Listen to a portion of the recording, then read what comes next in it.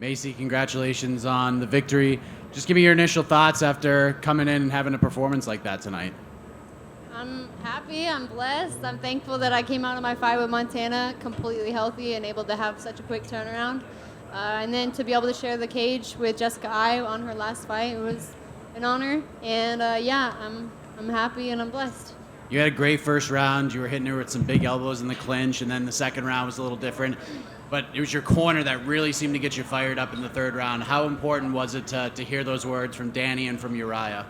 Yeah, for sure. I mean, she really wanted to just lock down on the clinch, and I was telling them, like, it's when someone wants to just like hold you in the clinch if they're not really trying to progress. I just felt like, I was kind of stuck, and she's strong, so in that last round, they were like, don't get in the clinch, and that's something I really had to make an effort to do, is just like keep the range, stay in the distance, and just really pick her apart. And I should have, could have, would have done it in the very beginning of the fight.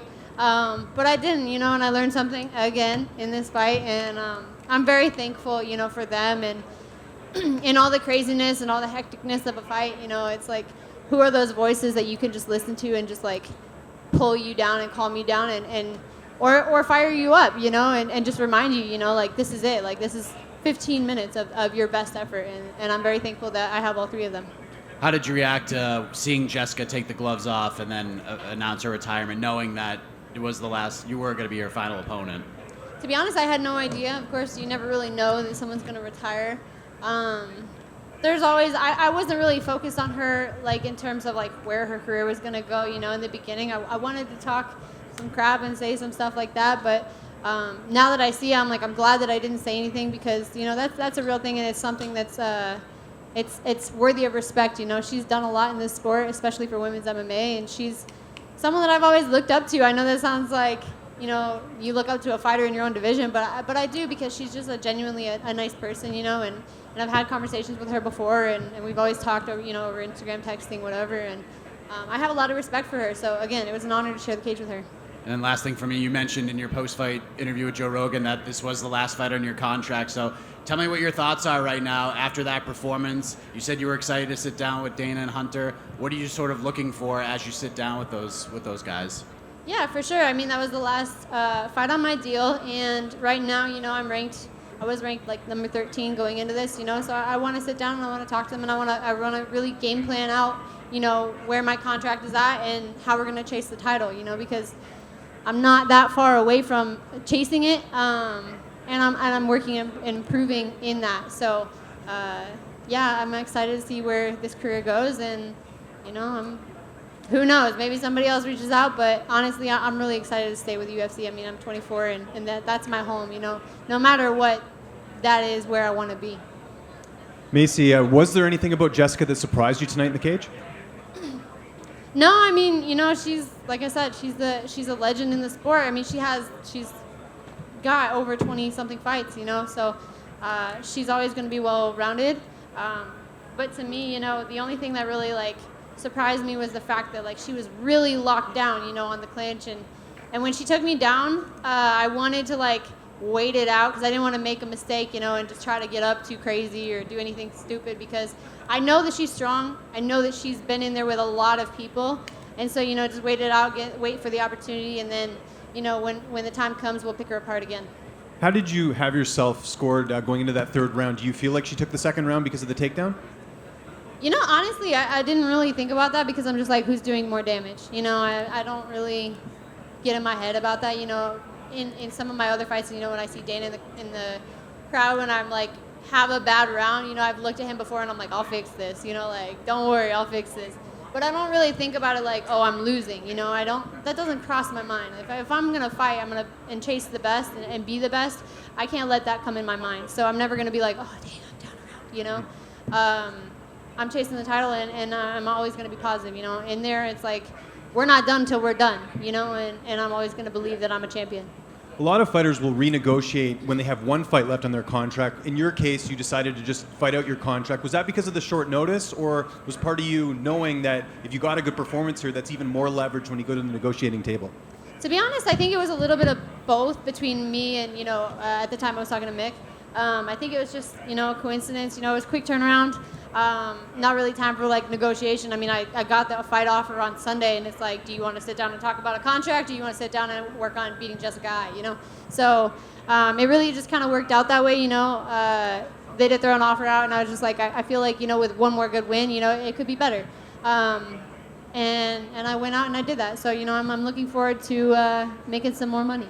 And just last one for me, I don't know if you saw Casey O'Neill tweeted after your win saying she wants to fight you. Is that a fight that would interest you after this win tonight? I did, and I want to like address something with people that are calling her out and saying she backed out. I know that Casey O'Neill's not just trying to back out of fights.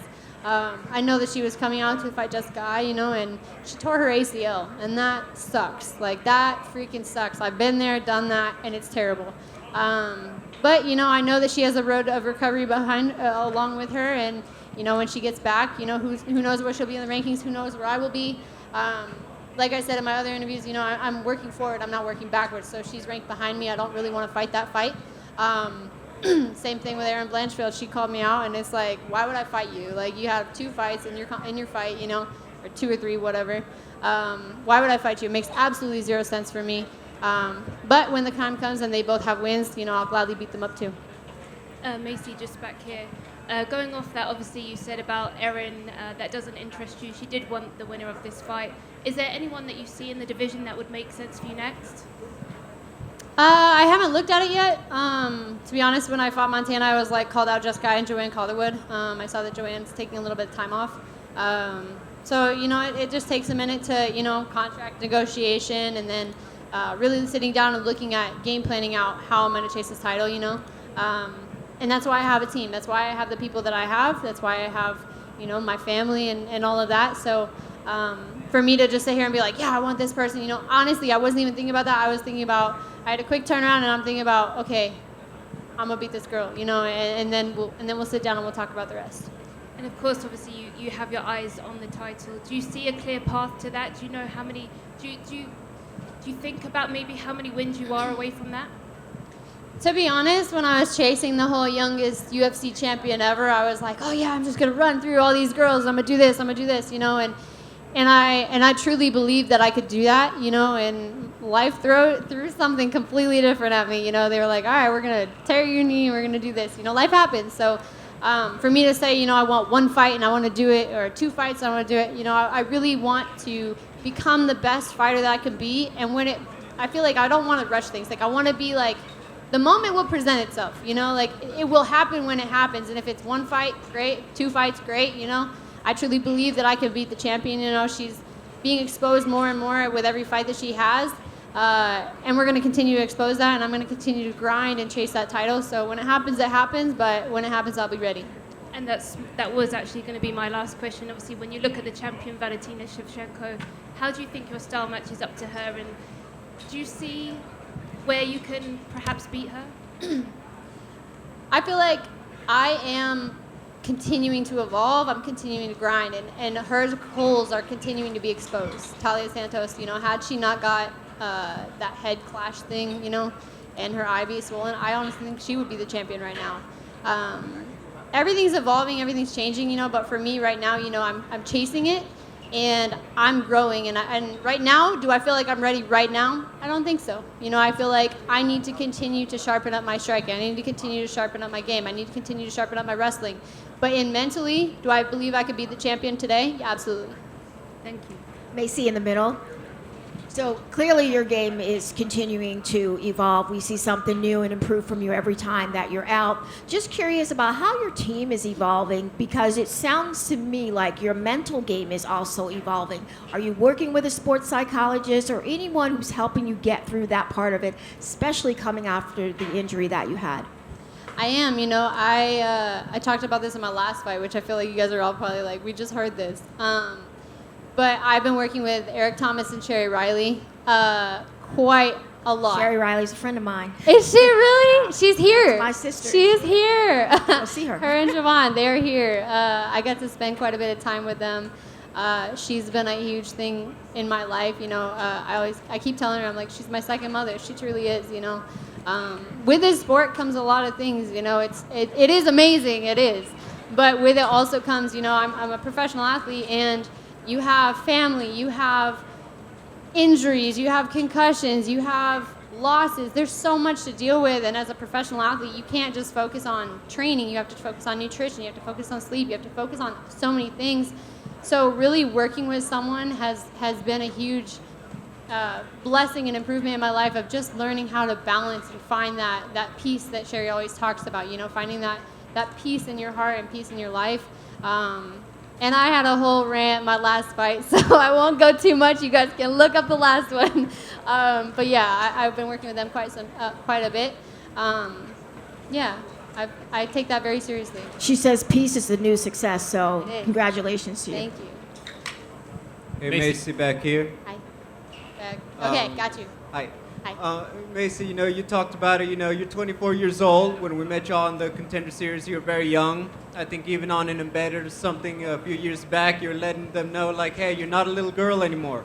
What are you most proud of about how you've handled growing up in the spotlight? Because getting to a big stage like the UFC at such a young age, it's obviously it comes with its own challenges for anybody.